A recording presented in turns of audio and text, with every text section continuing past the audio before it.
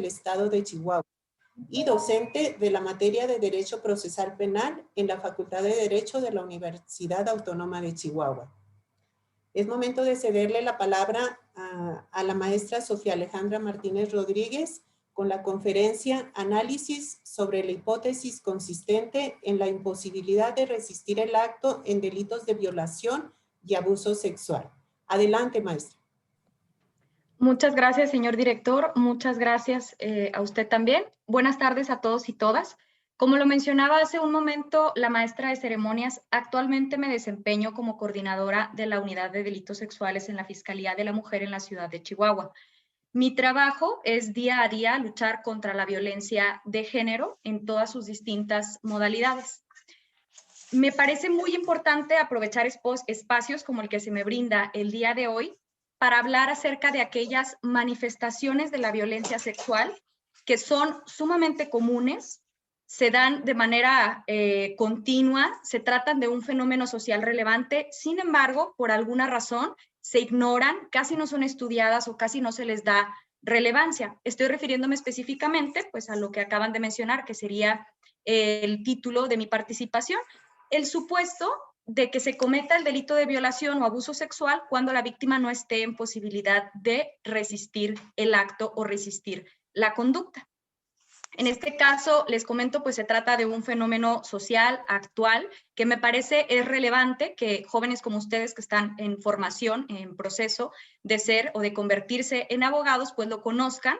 La finalidad de esta pequeña charla, pues es que si de alguna manera ello logra despertar en ustedes la inquietud, pues sea así, investiguen, indaguen un poco al respecto. Antes de entrar a hablar en concreto de el tema, me parece que es importante hablar de manera general en relación a los delitos de abuso sexual y de violación, que como bien sabemos se encuentran previstos en el Código Penal vigente en el estado de Chihuahua.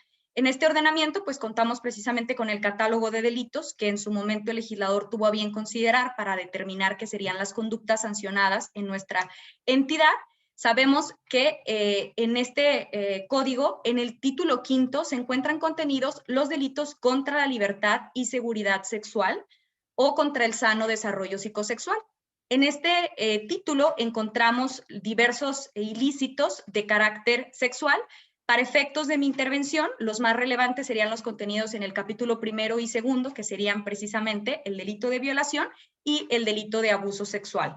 En este caso, si nos adentramos al contenido del ordenamiento que estoy invocando, nos vamos a percatar de que son alrededor de 5 o 6 los arábigos que vienen contenidos en ambos capítulos, en los cuales se contempla el delito de violación en su tipo penal simple o básico, el delito de abuso sexual igualmente en su modalidad simple, y diversos artículos que señalan circunstancias agravantes de la responsabilidad, según evidentemente el ilícito del que se trate. Para efectos de ser más clara, empezaríamos hablando del delito de violación que se encuentra previsto en el artículo 171 del Código Penal que he mencionado. En este momento se los voy a proyectar.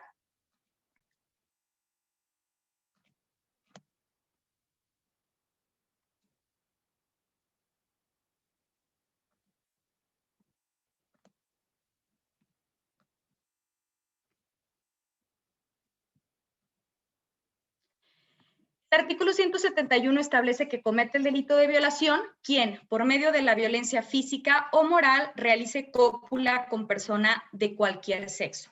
En este mismo numeral vemos que también pues, se describe qué es lo que se va a entender por cópula y se habla de que es la introducción del pene en el cuerpo humano, ya sea por vía vaginal, anal u oral. En el último párrafo que vemos aquí en la presentación, se menciona también lo que es conocida como la cópula equiparada, es decir, una conducta que se asemeja a la imposición de la cópula y que en este caso consiste en que se dé una introducción por vía anal o vaginal de cualquier elemento o instrumento distinto, o cualquier elemento o instrumento, perdón, o cualquier parte del cuerpo humano distinto al pene en dichas cavidades. ¿Qué es importante resaltar de la descripción hecha en este numeral? Que si se fijan, se parte del supuesto de la redacción de este artículo, entendemos que se parte del supuesto de que la víctima se encuentra en completa y total posibilidad de externar su voluntad respecto a no consentir la realización del acto, y que es precisamente a través de esta violencia física o de esta violencia sexual que en su caso, moral, perdón, que en su caso el activo del delito logra o impide que se realice pues la voluntad de la víctima e impone o realiza la cópula. En este caso, ¿por qué me parece importante señalar ello? Porque si bien es cierto, pues pudiéramos pensar el elemento principal del delito pues es la realización de la cópula. Lo cierto es que para efectos de que esta cópula se realice, pues es necesario que se dé un medio comisivo, que sería en este caso violencia física o moral. Me parece la violencia física es algo mucho más sencillo de entender por cualquier persona, pues se trata del uso de la fuerza por parte del activo del delito para efectos de vencer la resistencia de la víctima. Puede ser en menor o en mayor medida, pero al final de cuentas el uso de esa fuerza. La violencia moral pudiera ser un concepto un poco más complejo. Se trata de una presión psicológica que tiene como finalidad torcer o distorsionar la voluntad de la víctima a fin de que acceda o permita el acceso carnal y por ende la realización de la cópula.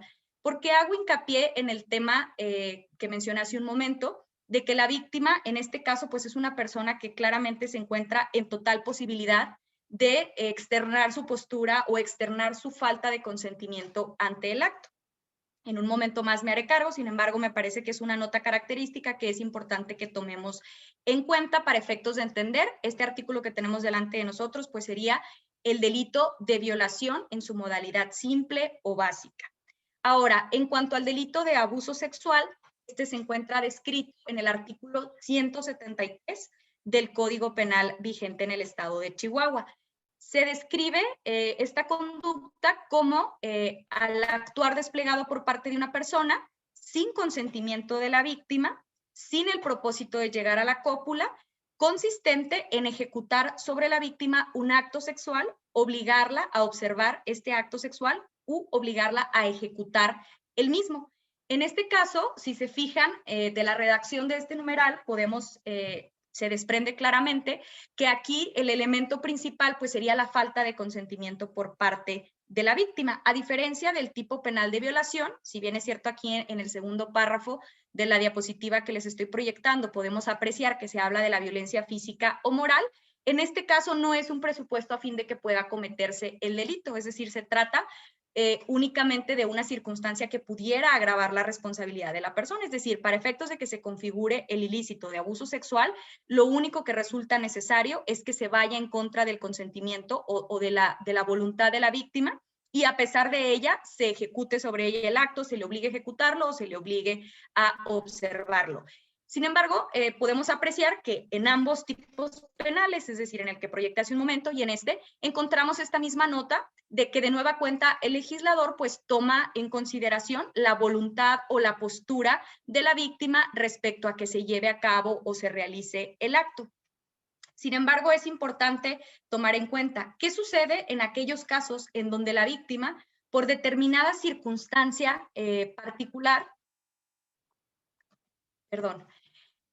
se encuentra impedida de producir de manera voluntaria una decisión respecto a la realización del acto. Es decir, ¿qué sucede si la víctima no está en posibilidad de consentir o no consentir la realización de ya sea la cópula o la ejecución del acto sexual?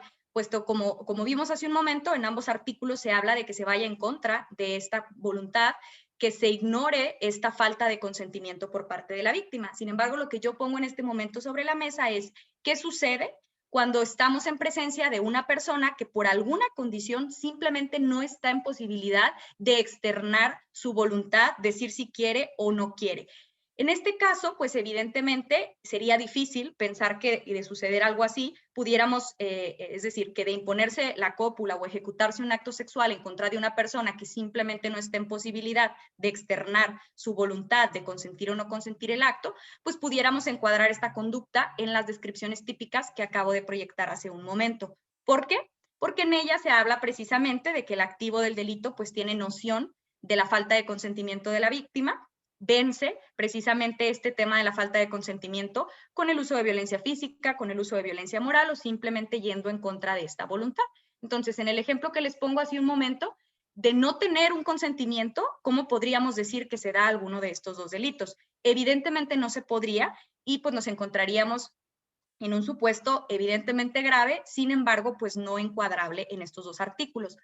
Por esta razón, el legislador en estos mismos capítulos del delito de violación y del delito de abuso sexual incluyó lo que es conocido como la violación equiparada y el abuso sexual equiparado. Equiparar, ¿qué quiere decir? Según el diccionario de la Real Academia Española, es considerar algo igual o equivalente a otra cosa, es decir, una conducta que es tan lesiva para los mismos bienes jurídicos tutelados, que es considerada tan grave por parte del legislador y viene a ser considerada semejante a lo que sería una violación simple o un abuso sexual en su descripción simple. Incluso esta descripción de estas dos conductas, que sería, les reitero, violación equiparada o abuso sexual equiparada, pues es específica en establecer precisamente esto que comentaba yo hace un momento. El que el pasivo del delito, perdón, la víctima, tenga una condición particular o una calidad específica que precisamente la limite en cuanto a su posibilidad de consentir o no la realización del acto. Esto sería exactamente igual aplicable para ambos delitos, tanto el abuso equiparado como la violación equiparada. ¿Qué quiere decir? Pues que precisamente el legislador consideró que existen estos supuestos en donde una persona pudiera encontrarse en esta situación de no estar en posibilidad de externar este consentimiento y pues vino a crear un artículo específico para contemplar que estas personas también pueden ser objeto de violaciones o de abusos sexuales y describir la manera en la que esto se puede llevar a cabo. Es importante resaltar, ya lo dije hace un momento, se trata de personas que no tienen posibilidad de consentir la realización o no de un acto de esta naturaleza. Para efectos de ser un poco más precisa, me voy a remitir a cuáles serían precisamente esos supuestos en los que una persona pudiera estar que le impidieran el poder consentir o no la realización del acto. Y serían los siguientes. Voy a compartir pantalla.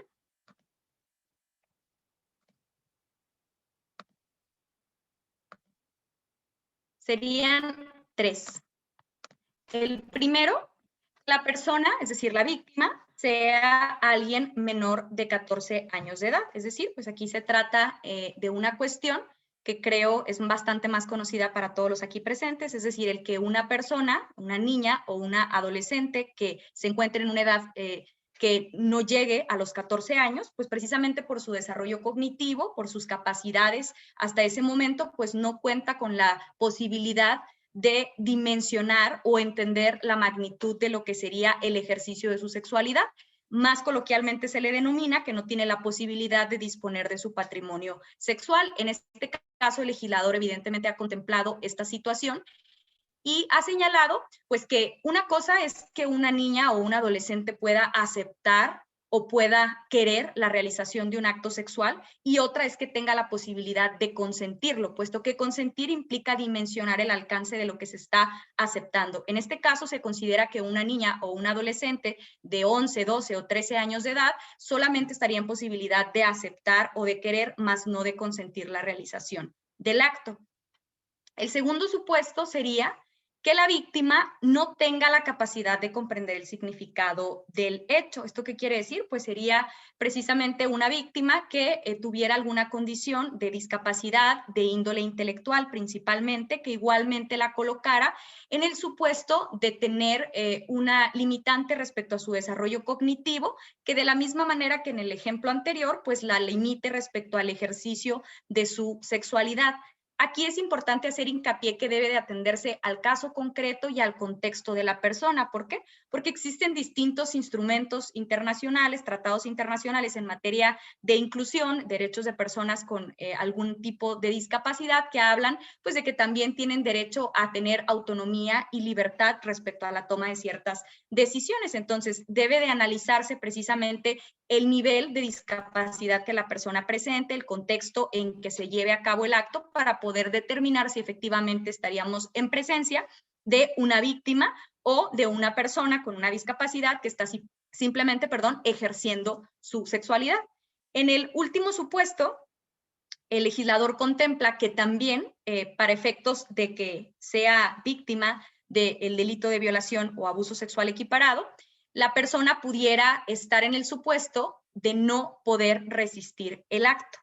Este último supuesto, ¿qué implica? Bueno, pues que por alguna circunstancia, si se fijan, el legislador utilizó la palabra cualquier, por alguna circunstancia la víctima no se encuentra en posibilidad de repeler, de resistir la imposición de la cópula o la realización del acto sexual, es decir, que no se encuentre en posibilidad de dar su consentimiento, su no consentimiento respecto a la realización del acto. Evidentemente en esta fracción pues pudieran encuadrar muchos supuestos de los cuales me haré cargo en un momento porque precisamente pues es una de las finalidades de mi intervención.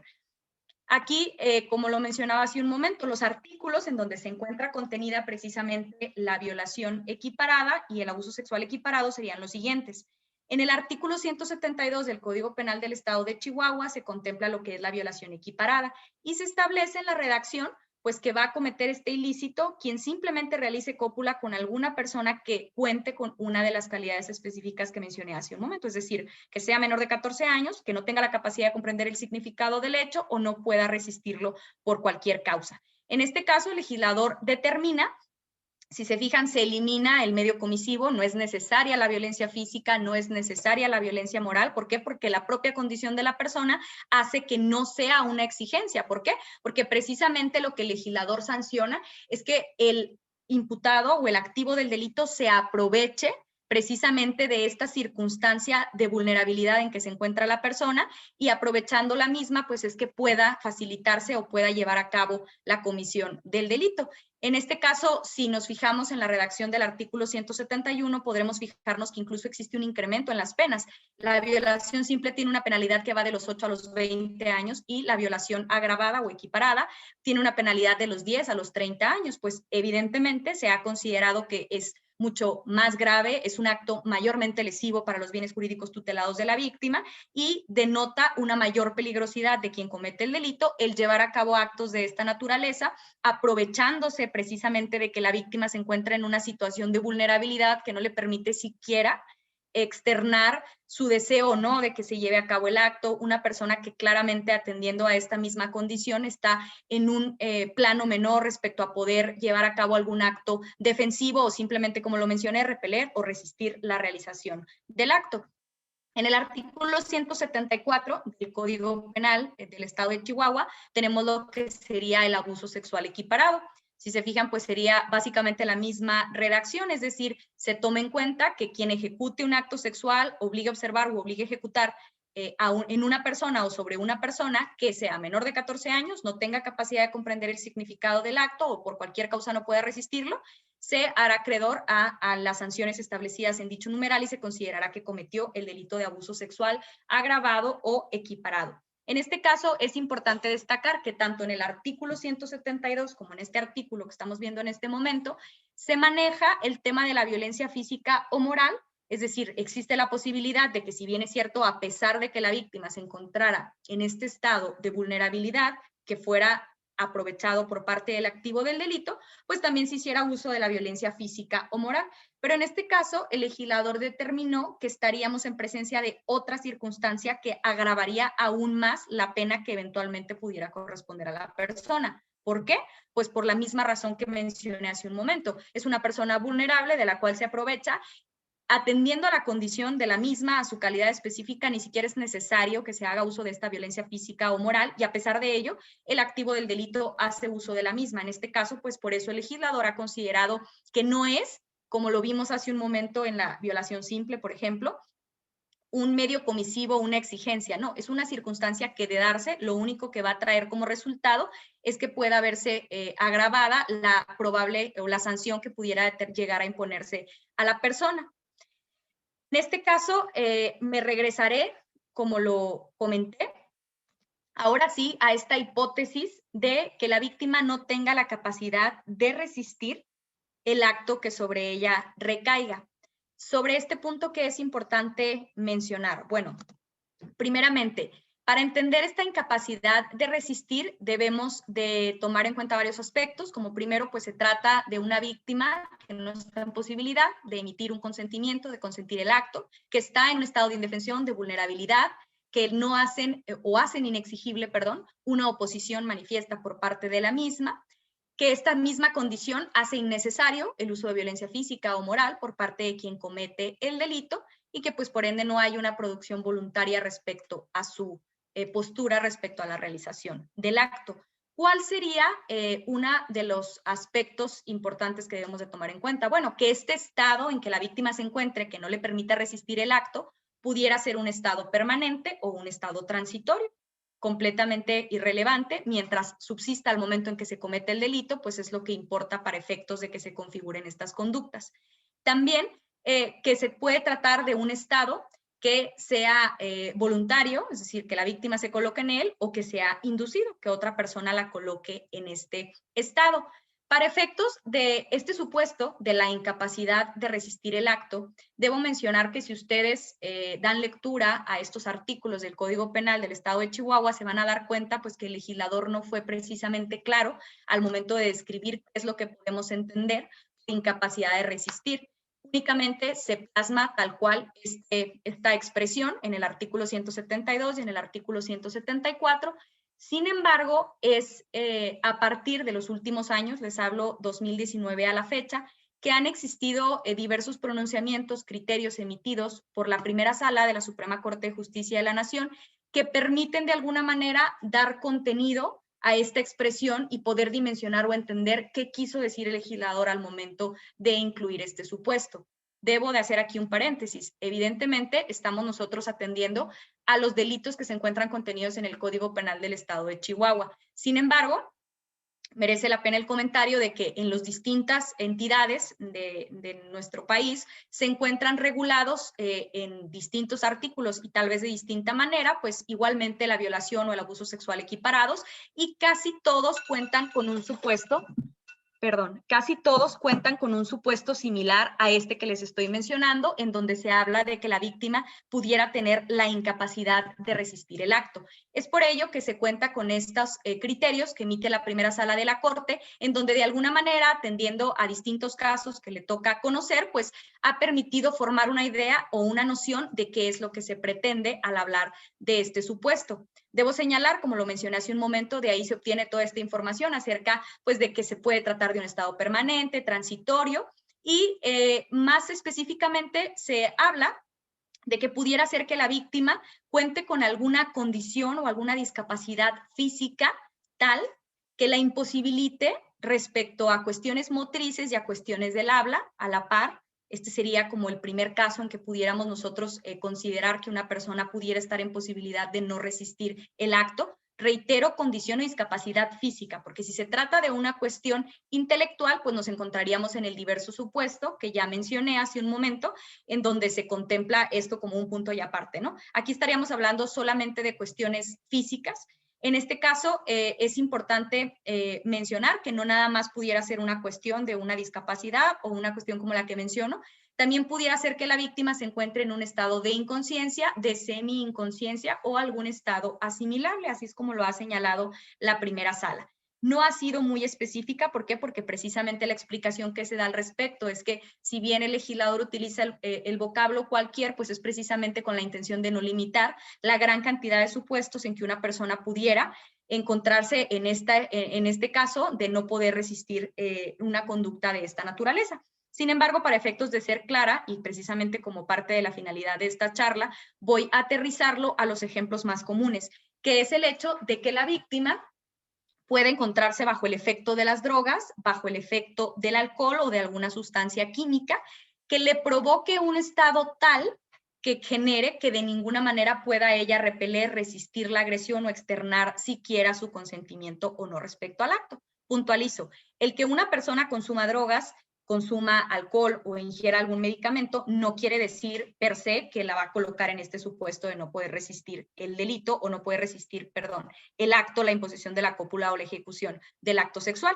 evidentemente pues tiene que tomarse en cuenta que la ingesta del alcohol o el consumo de determinadas drogas de abuso tuviera que llegar al extremo de colocar a la persona en este supuesto. Aquí, ¿qué es lo que se va a tomar en cuenta? Bueno, muchas circunstancias, como lo es incluso el caso concreto, evidentemente, la persona, su capacidad de procesar la sustancia de la que se trate, la cantidad, el tiempo en el que se ingirió, pero al final de cuentas, ¿qué es lo que nos resulta relevante para efectos de esta plática?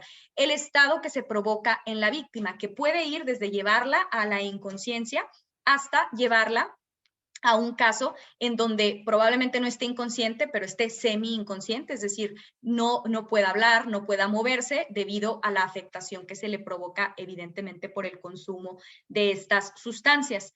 Los ejemplos más claros de lo que acabo de explicar hace un momento serían, bueno, tratándose de una discapacidad o una condición física que fuera la que llevara a la víctima a encontrarse en este supuesto. Creo que uno de los ejemplos más claros podría ser una persona que se encuentra en estado de coma o una persona que tiene una parálisis cerebral que le impacta respecto a la cuestión motora y a la cuestión del habla.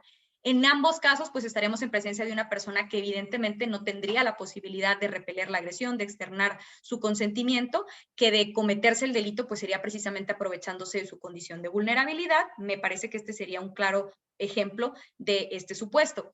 Tratándose del otro supuesto que mencioné, es decir, que la víctima se encuentra en este estado de inconsciencia, de semi-inconsciencia o algún estado asimilable, pues el principal ejemplo que creo todos los aquí presentes en algún momento hemos escuchado, no lo digo yo por motivo de mi trabajo, sino incluso en redes sociales, en medios de comunicación, bueno, las o los jóvenes que salen a establecimientos nocturnos con la finalidad de recrearse, bares, antros, fiestas, y precisamente en estas convivencias, sea de manera voluntaria o inducida, consumen drogas, alcohol, que les coloca en este estado que pudiera llegar a ser aprovechado para efectos de que se cometa el delito.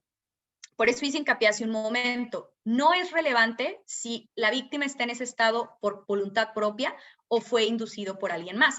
¿Cuándo pudiera ser que la víctima por voluntad propia se colocara en este estado? Para efectos de ejemplificar, voy a hablar de una víctima del sexo femenino, porque evidentemente este tipo de delitos se pueden cometer en contra de hombres o de mujeres. Sin embargo, pues la estadística desafortunadamente marca que precisamente este tipo de fenómenos se da principalmente en víctimas, mujeres en un 95% jóvenes o adolescentes. El otro 5% probablemente pudieran ser hombres. Sin embargo, para efectos de mi ejemplo, haré uso de uno con una persona del sexo femenino.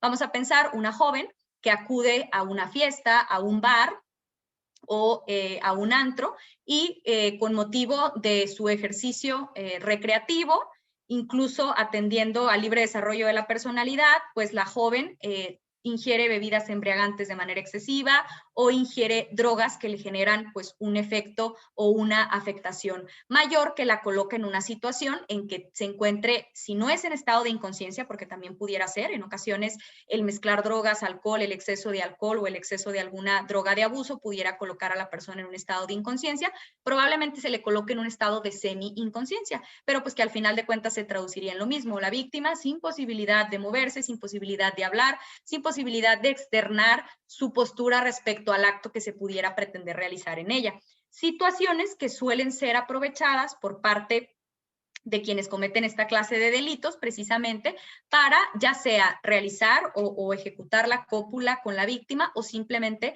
llevar a cabo tocamientos de índole sexual sobre la misma sin que medie evidentemente pues ni siquiera consentimiento, voluntad ni nada por parte de la víctima por el mismo estado en el que ésta se encuentra. Es importante establecer que en este caso pues es irrelevante si la víctima se colocó en ese estado. ¿Por qué es irrelevante? Pues porque evidentemente tendría todo el derecho a recrearse de la manera que así lo considere y a quien deberíamos en su caso de señalar o quien debe de ser visualizado como una persona que está obrando mal, que está obrando no conforme a derecho, pues sería quien se aprovecha precisamente de este estado. La segunda hipótesis es que la víctima se coloque en este estado no de manera voluntaria, sino que sea inducido ya sea por parte del propio activo del delito o de algún tercero. ¿Cuál es el ejemplo más común? Bueno, yo creo que todos, igual que lo mencioné hace un momento, hemos escuchado en determinada ocasión que alguien al acudir tal vez a un bar, a un antro, le dieron una bebida adulterada, que es como se le denomina, o simplemente estaba tomando, no sé, un vaso de determinada bebida embriagante y a lo mejor solamente había consumido 2 cuando de pronto perdió totalmente el conocimiento y pues intuye que evidentemente algo se le puso en la bebida. Por eso menciono, pudiera ser la propia persona que va a cometer el delito o pudiera prestarse, según el establecimiento comercial, el giro del mismo para que se facilite el dar a las jóvenes sustancias químicas o alguna droga, alguna benzodiazepina que las coloque precisamente en este supuesto. Y ya con posterioridad, pues el activo del delito lo aproveche y sea para el efecto de llevar a cabo la ejecución del acto sexual o imponer la cópula. En este caso, me parece importante mencionar que existe un fuerte estigma social respecto a esta clase de eventos. Mucho se piensa, mucho se habla, mucho se señala, incluso por eso lo mencioné yo hace un momento, acerca de si la víctima quiso, si la víctima se colocó en ese estado, si la víctima andaba con personas conocidas o desconocidas, si había consumido determinadas cantidad de alcohol, si había consumido drogas, y poco nos interesa el que la persona que comete el delito se aproveche de esta situación, cuando debería de ser al revés. La víctima evidentemente tiene todo el derecho, sea hombre o sea mujer, de recrearse de la manera que le convenga y no tendríamos por qué poner o depositar la presión social de dejar de hacer determinadas cosas en la víctima para evitar que se cometan esta clase de delitos. De ninguna manera esto debe de ser al revés. Debemos de prestar atención en que las personas no sientan que por el hecho de ver a una joven o a un joven en una situación como la que acabo de describir, se permite o está permitido que se pueda llevar a cabo actos de esta naturaleza o que se puedan cometer delitos como estos. Me parece importante que principalmente la juventud sepa que estas conductas se sancionan, que existe una consecuencia, porque desafortunadamente este estigma social del que hablaba hace un momento hace que se crea que nada sucede, hace que se crea que el hacer esto de alguna manera es simplemente pues la víctima se lo buscó. ¿Por qué? Por la situación en la que ella se colocó o que de alguna manera lo permitió por encontrarse en este estado. Sin embargo, lo cierto es que atendiendo a esta explicación que les acabo de dar hace un momento, no es así. El llevar a cabo un acto aprovechándose de la condición en que se encuentre la persona, sin importar si fue voluntario o inducido, estamos en presencia de la comisión de un delito que puede ser una violación o un abuso sexual. También es importante destacar que debemos de tener claridad respecto a los límites en cuanto, como lo mencionaba hace un momento, a la cantidad de sustancia que en su caso pudiera haber ingerido la víctima. ¿Por qué? No a la cantidad, perdón, sino al efecto que pudiera haber provocado en la misma. ¿Por qué? Porque evidentemente el que una persona se encuentre bajo los efectos del alcohol, que se encuentre alcoholizada, que probablemente no reaccione bien respecto a sus movimientos, que tal vez en su habla se vea afectada, que tal vez la persona no tenga recuerdos de lo sucedido a raíz de la afectación por la ingesta de alcohol descontrolada o no moderada, no necesariamente nos coloca en el supuesto de un caso como el que les comento, puesto que también atendiendo a la libertad que tienen las personas de consumir bebidas embriagantes o a los límites que en su caso no puede poner el Estado respecto a que también se dé el consumo de drogas, pues también las personas tendrían derecho a ejercer su sexualidad aún encontrándose en este supuesto. Por ello es importante prestar atención y entender que no se trata simplemente de una persona que esté afectada por el alcohol o afectada por las drogas y con quien se ejecute o se realice cópula o se ejecute un acto sexual. La persona tiene que estar en un estado tal que la coloquen en una inconsciencia, semi-inconsciencia o un estado asimilable. Este es el parámetro para que nosotros podamos considerar que se estaría cometiendo un delito, como en su caso sería la violación equiparada o el abuso sexual equiparado. Es decir, que la persona ya indudablemente estuviera en imposibilidad total de externar su consentimiento. ¿Por qué hago hincapié en ello? Porque, bueno, pudiera ser que una víctima estuviera afectada por el alcohol, por las drogas, y pues que una persona, a pesar de que la víctima lo rechazara o no lo quisiera, pues lograra imponerle la cópula o lograra llevar a cabo algún acto sexual, valiéndose tal vez de fuerza física, que probablemente pudiera ser mínima por el estado en que la víctima se encuentre. Sin embargo, aquí estaríamos en presencia pues de una violación o de un abuso sexual en modalidad simple, es decir, una víctima que tiene posibilidad de externar su no consentimiento respecto al acto, una persona que lo ignora y que a través de la violencia física sea mínima, logra la imposición de la cópula o la ejecución del acto sexual. Sin embargo, para que se dé ya la violación equiparada o el abuso sexual equiparado, tendríamos que estar, reitero, en este supuesto de una imposibilidad absoluta por parte de la persona de poder siquiera defenderse, externar o decir algo en relación al acto que se ejecuta. Les mencionaba hace un momento, ¿por qué me parece importante aprovechar espacios como este para hablar acerca de temas como el que abordamos el día de hoy? Porque desafortunadamente este tipo de supuesto, esto de lo que yo estoy hablando, es algo que no se encuentra explorado, no se encuentra muy explotado, existe mucho desconocimiento aún por parte de las autoridades, tanto encargadas de la investigación como de esta clase de delitos, como también por parte de las autoridades encargadas de impartir justicia. Les comentaba hace un momento, este supuesto de que la víctima por cualquier causa no pudiera resistir el acto se encuentra establecido en estos artículos 172 y 174, por lo menos en el estado de Chihuahua desde el 2006 que se creó este ordenamiento. Sin embargo, es hasta el año 2019 que empiezan a surgir precisamente estas inquietudes y se empieza a ver la necesidad de dotar de contenido esta expresión, de explicar qué es lo que se entiende y en qué casos podríamos estar en posibilidad de aplicarlo. Y no les miento, si ustedes verifican Semanario Judicial de la Federación, se van a dar cuenta que son, para empezar, tesis aisladas, es decir, no existe una jurisprudencia que hable al respecto, pero son del 2019 al 2020 que encontraremos 3 o 5, si mucho, que abordan precisamente estos temas. ¿Esto de qué manera impacta? Pues negativamente en cuanto a que, como lo mencionaba, la sociedad de alguna manera no entiende que estas conductas pudieran resultar constitutivas de un delito. Las personas que se encargan de la investigación de estos delitos, de la impartición de justicia, pues desafortunadamente también toman criterios en donde no dimensionan, donde tal vez no alcanzan con un enfoque de género a analizar estos casos, analizarlos de la manera correcta y por ende pues esto también pudiera llegar a impactar en las determinaciones que toman. Pero reitero y con eso cerraría lo que es mi intervención, pues en la medida que nosotros podamos aprovechar espacios como estos, en la medida que surja en nosotros la inquietud respecto a abordar estos temas, estudiarlos, analizarlos, pues vamos a ir generando un cambio respecto a la mentalidad de las personas, respecto a la manera en la que estos hechos se ven y evidentemente la manera en la que deben de ser sancionados. Me comentaron que como parte final de mi intervención habría un espacio para preguntas. No sé si en este momento la maestra de ceremonias va a dar pauta para ello. Sí, maestra, muy amable. Si alguno de los asistentes tiene alguna duda, es el momento de externar su pregunta y aprovechar pues la experiencia de la maestra que hoy nos acompaña. Pueden hacerlo a través de su chat. Buenas tardes, yo sí tengo una duda. ¿Cómo se acredita que la persona al momento que se cometió el delito estaba en un estado de inconsciencia?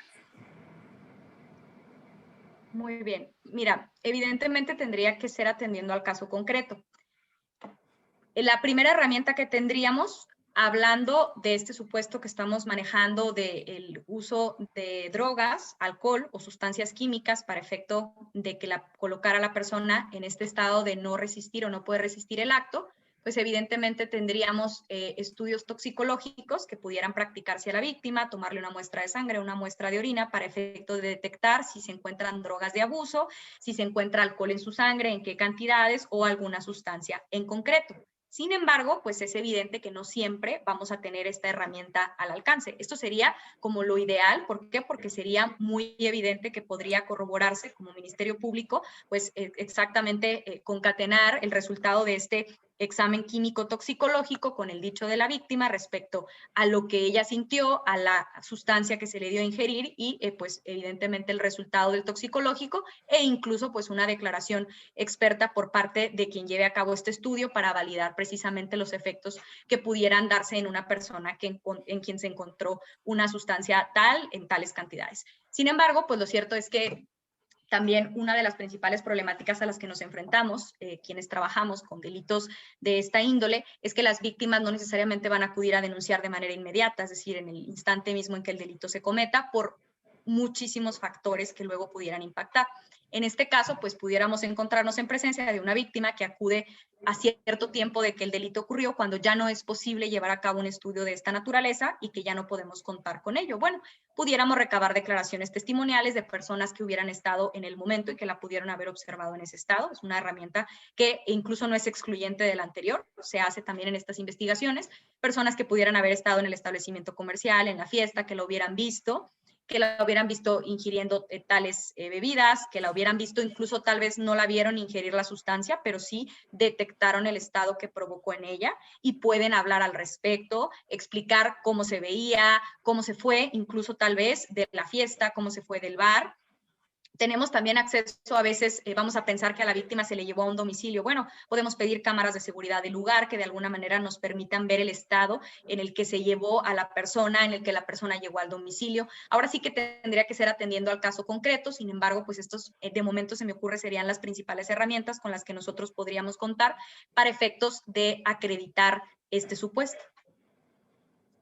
Gracias. Gracias, maestra. ¿Alguien más?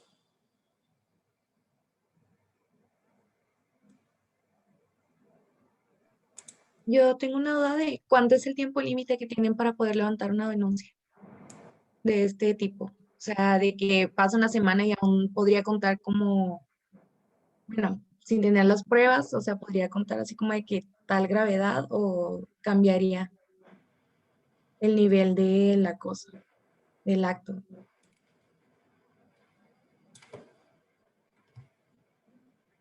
Perdón, sí, gracias. Mira, indudablemente si la conducta se desplegó de la manera en la que yo acabo de describir en los ejemplos que di, pues no tendríamos la posibilidad de que encuadrara en un delito distinto que no sea la violación equiparada o el abuso sexual equiparado. El tiempo que la víctima tendría para acudir ante la autoridad, pues es el tiempo en que el delito prescriba. Ahora sí que ese es el único límite que nosotros nos encontramos. Tratándose de la violación, actualmente te menciono, la violación agravada maneja unas penas de 10 a 30 años, por lo cual el término en que prescribiría el delito sería la media aritmética, que estaríamos hablando de 20 años que tendría la persona para acudir ante la autoridad y denunciar estos hechos. Evidentemente, tratándose del abuso sexual, pues las penas son distintas. El tiempo para que prescribe el delito igualmente es un tiempo bastante amplio, pero sí sería menor. ¿Qué es lo importante aquí? Evidentemente, entre más tiempo transcurra, se dificulta un poco más la labor de la policía o del Ministerio Público en cuanto a los actos de investigación que puedan llevar a cabo. ¿Por qué? Pues porque si pasaron 10 años, pues va a ser mucho más difícil encontrar, ya no digo cuestiones de índole química, sino testigos, personas que pudieran hablar acerca de determinado evento, va a ser mucho más difícil ubicarlos incluso en ese día. Sin embargo, pues no existe un límite. La víctima estaría completamente en su derecho de acudir ante la autoridad. Lo único que el transcurso del tiempo hace es que tal vez la investigación se dificulte, pero aquí quisiera puntualizar, se dificulta para el Ministerio Público. Esto no es una situación que de alguna manera tuviera que depositarse en la víctima y decir, bueno, como ya tardaste cierto tiempo en acudir ante la autoridad, pues ahora es más difícil o se va a batallar más. De ninguna manera. La dificultad es para el Ministerio Público y es quien en su caso tendría la carga y la obligación de ver qué tiene a su alcance para poder respaldar una investigación por hechos de esta naturaleza. Aquí estoy leyendo una pregunta en el chat. Preguntan, en los casos de la inconsciencia en la víctima y por tanto de memoria del hecho, ¿cómo es posible para el MP suplir las faltas en su narración de hecho al ser un delito generalmente ausente de testigos presenciales? Bueno, aquí lo que entiendo, y me parece que es un punto bastante interesante, es que por lo mismo que acabo de comentar hace un momento, pues no es como que la víctima vaya a estar en posibilidad de narrar mucho, por lo general, acerca del evento o de la manera en la que el evento ocurrió. ¿Por qué? Pues porque si se encontraba en un estado de inconsciencia, pues difícilmente va a poder proporcionar gran cantidad de detalles al Ministerio Público. En este caso, pues, ¿de qué nos agarramos? Bueno, de cualquier, evidentemente si la víctima acudió ante la autoridad es porque sabe que algo ocurrió, es porque sabe que hechos de esta naturaleza se cometieron, es porque tiene algún indicio en su cuerpo, algo le dijo, alguien le dijo algo, tiene algún recuerdo que la hace tener la seguridad de lo que ocurrió y acudir ante la autoridad. Incluso en ocasiones ni siquiera es una seguridad absoluta, sino que se tiene pues cierta información que nos hace pensar que eso ocurrió y se acude ante la autoridad y así es como se externa. Tratándose de esta clase de supuestos, pues igualmente el Ministerio Público, ¿qué es lo que va a hacer? Agotar lo que tenga a su alcance. También debemos de tomar en cuenta que los tribunales van a ponderar el caso concreto. Nunca un tribunal va a exigir que llevemos más prueba de la que es posible recabar. Evidentemente habrá casos en donde las pruebas puedan ser muchísimas, pero habrá casos en donde no. Y partiendo de este último supuesto que manejan, de que los delitos de naturaleza sexual suelen ser de realización oculta, pues esto aplica para la gran mayoría de los ilícitos de naturaleza sexual, en donde evidentemente por la forma en que los mismos se cometen van a ser delitos que se den en la secrecía, es decir, en ausencia de testigos. Por lo tanto, pues existen también posturas de la primera sala de la Corte, existen distintos incluso criterios por parte de los tribunales colegiados que manejan, pues, es más, ni siquiera me voy a nivel nacional, a nivel internacional, la Corte Interamericana de Derechos Humanos tiene sentencias que abordan precisamente esta clase de delitos y esta particularidad en donde se establece que va a tener un valor preponderante el dicho de la víctima siempre y cuando lo adminiculemos con el resto de los indicios que resulten posibles. En este caso, bueno, el dicho de la víctima pudiera ser deficiente, como comentan en esta pregunta, pero lo que sea que contemos con el dicho de la víctima, de lo que se percató con posterioridad, lo que le dijeron, lo que ella pudo tal vez apreciar en su cuerpo. Recordemos que en este caso pues pudiera haber incluso dictámenes médicos que nos indiquen efectivamente que se dio la imposición de la cópula, incluso pudieran recabarse muestras que también pudieran servir para efectos de ser procesadas y posteriormente cotejadas con el ADN de alguna persona. En este caso pues el recabar de manera exhaustiva todo lo que haya al alcance es lo que va a permitir que en determinado momento tanto Ministerio Público pueda solicitar al tribunal el ejercitar acción penal, como que el tribunal también pueda tomar en cuenta esta solicitud y en determinado momento pueda librar una orden de aprehensión o vincular a proceso a una persona. Quiero señalar que en esto sí los tribunales han tenido bastante avance en no ser cuadrados respecto a exigir, bueno, quiero tantas pruebas respecto al hecho. Vamos a atender al caso concreto y a las posibilidades de recabar. Las mismas, no sé si con esto responda la pregunta. Creo que sí. Sin lugar a dudas, aportaciones muy interesantes las que ha compartido con nosotros la maestra Martínez, y procedemos en este momento a realizar la entrega virtual de su reconocimiento, que a la letra dice así. La Facultad de Derecho de la Universidad Autónoma de Chihuahua otorga el presente reconocimiento a la maestra Sofía Alejandra Martínez Rodríguez por haber participado como ponente de la conferencia Análisis sobre la hipótesis consistente en la imposibilidad de resistir el acto en los delitos de violación y abuso sexual, llevado a cabo el día 27 de abril del 2021 en Chihuahua, Chihuahua. Firma el maestro Luis Alfonso Rivera Campos, director de la Facultad de la Universidad director de la Facultad de Derecho de la Universidad Autónoma de Chihuahua. Maestra, agradecerle enormemente su participación, y con esto pues damos concluido esta conferencia muy interesante.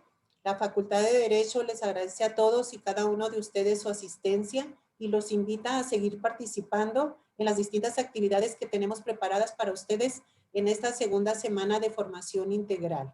Que tengan una excelente tarde. Muchas gracias, maestra. Muchas gracias a ustedes, señor director. Gracias a todos y a todas. Que tengan buena tarde.